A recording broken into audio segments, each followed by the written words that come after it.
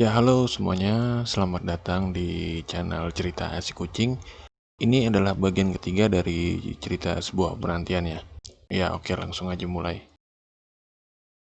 Di sana ada banyak banget foto keluarga Pak Oki dan ada satu yang menarik perhatian gue.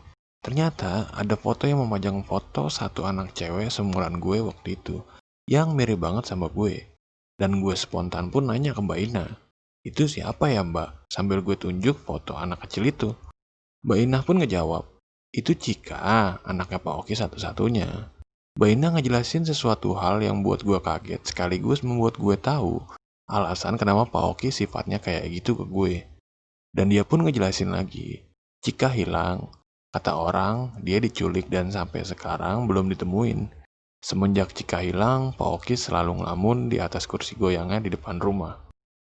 Mbak Inah bilang makin hari tingkah Pak Oki makin aneh aja. Kadang dia ngobrol sendiri, seketika nangis terus ketawa. Ya berarti anggapan gue bener dong kalau Pak Oki ini gila. Gue sama Mbak Inah udah nyampe di belakang rumah. Di sana ada pintu yang kata Mbak Inah itu akses buat ke halaman belakang yang dijadiin pemakaman keluarga.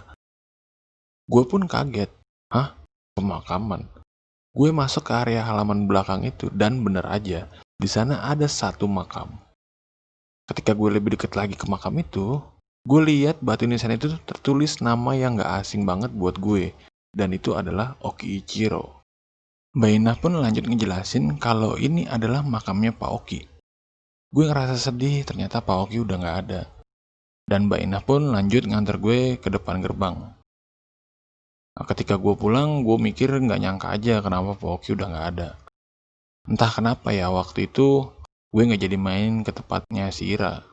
Mungkin terlalu kaget ngelihat kenyataan Pak Oki udah gak ada. Dan gak terasa waktu udah jam 5 sore aja. Ketika gue pulang, ibu gue nanya, "Kamu dari mana, Mei?" Dan gue pun jawab, "Oh itu bu, dari depan rumah. Yang rumah gedong itu di depan." Ternyata Pak Oki udah meninggal ya bu. Tadi Mei diantar Mbak Ina ngeliat makamnya di belakang rumahnya. Dengar penjelasan gue yang kayak gitu, ibu gue pun kaget. "Pak Oki, Mbak Ina, siapa mereka?" Sambil ambil minum, gue dengan polosnya pun ngejawab, "Itu tetangga kita bu yang di depan rumah." Ayah gue yang baru banget pulang waktu itu langsung dikasih tahu oleh ibu gue apa hal yang gue alamin tadi siang. Tanpa basa-basi, ayah gue pun langsung tutup pintu terus dikunci. Ayah gue ngejelasin sesuatu hal yang bikin gak masuk akal di benak gue. Gue disuruh duduk berhadapan dengan dia. Dan ayah gue pun bilang, "Apa yang kamu lihat di depan rumah, orang-orang itu tuh semuanya udah gak ada."